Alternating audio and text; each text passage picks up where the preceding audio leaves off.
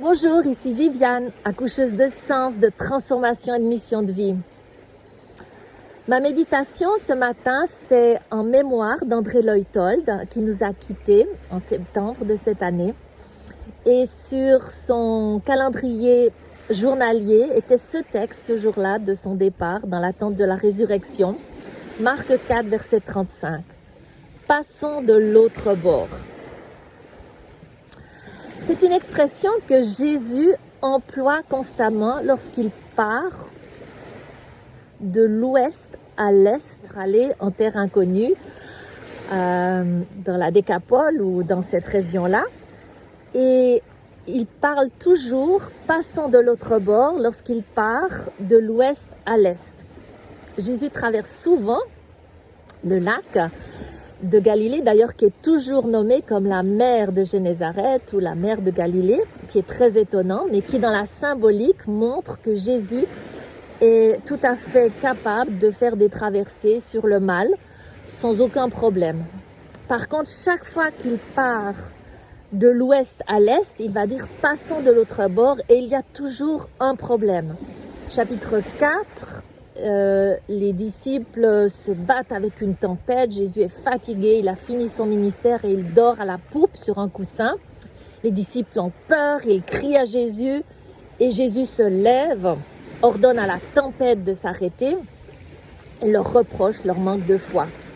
La deuxième fois, dans Marc 6, verset 45, Jésus renvoie ses disciples pour passer de l'ouest à l'est et ils vont être confrontés à des vents contraires et Jésus va les rattraper plus tard dans la nuit et se manifester, en tout cas être perçu par les disciples comme un fantôme qui leur fait à nouveau peur et Jésus va les faire passer malgré ces vents contraires directement de l'autre bord.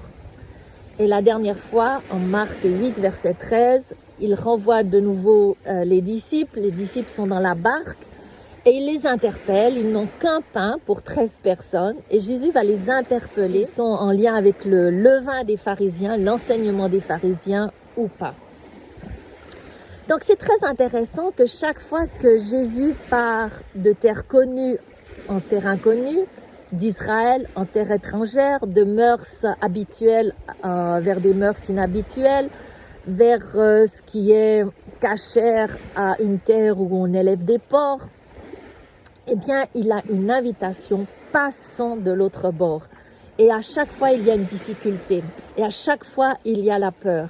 Et à la dernière instance, il pose des questions qui n'ont pas de réponse, comme pour nous dire que c'est à nous de répondre à cette question. Quand on passe de l'autre bord, du connu vers l'inconnu, avec quel enseignement on y va? Avec l'enseignement de la terre connue qui est perverti, comme l'enseignement des scribes et des pharisiens qui enferment dans la religion, qui enferment dans les traditions. Est-ce que nous sommes avec suffisamment de pain pour faire cette traversée, pour aller de l'autre bord? Ce qui est très intéressant, c'est que dans la Bible, le côté de l'Est, eh bien, c'est le côté du paradis perdu. C'est le côté du soleil levant. C'est le côté de Dieu. C'est pas un problème d'aller du côté de Dieu vers l'Ouest, vers ce qui est connu, vers sa propre tradition, vers ses mœurs, vers sa famille, vers ses habitudes. C'est jamais un problème. Ce qui est un problème, c'est de partir de sa propre expérience, de sa propre tradition, de ses propres habitudes, de sa propre religion, pour aller vers l'inconnu. Et l'inconnu, c'est apparemment le côté de Dieu, le côté là où le paradis a été perdu. Et pour le retrouver, eh bien, Jésus nous invite à lui faire confiance malgré la tempête, à ramer dans les vents contraires parce qu'il va nous faire passer de l'autre bord, parce qu'il va nous rattraper et à avoir suffisamment de pain, suffisamment d'enseignements solides, dépourvus de tout enseignement traditionnel, perverti, mais qui nous éveille à répondre nous-mêmes, à être responsables nous-mêmes. Voyez-vous, passer du côté de Dieu, c'est pas ne pas ramer, ce n'est pas ne pas prendre la responsabilité de diriger son propre bateau, mais c'est aussi prendre la responsabilité de répondre aux questions de Jésus, de savoir de quel levain, de quel enseignement je suis nourri. Eh bien, c'est ma question pour vous. Est-ce que vous êtes nourri par l'évangile de Jésus-Christ? Est-ce que vous êtes nourri à faire face à vos peurs, à engager cette traversée vers l'inconnu, qui est d'ailleurs toujours le côté de Dieu?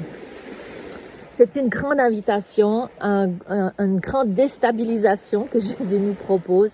L'évangile n'est pas facile, mais il nous invite d'aller vers des mœurs inconnues, des traditions inconnues, des choses que l'on considère comme pas pures, parce que là est le côté du soleil levant, là est la présence de Dieu, et Jésus va toujours nous assister lorsqu'on explore l'inconnu. Qui aime l'inconnu, aime Dieu, aime l'aventure, aime la foi, aime la confiance et aime partager l'amour avec ce qui est différent. C'est l'évangile de l'appel à la différence, à la différenciation et à la confiance que Jésus est toujours avec nous dans la barque pour passer de l'autre bord. Eh bien, il y a une très belle journée, soyez bénis et je vous embrasse et je vous dis à bientôt. Au revoir. Alors, courage, allons de l'autre bord, vers l'inconnu, vers l'autre, vers le visage de Dieu, le tout autre, du côté du paradis, vers cette intimité de dialogue en face à face avec l'autre et le tout autre.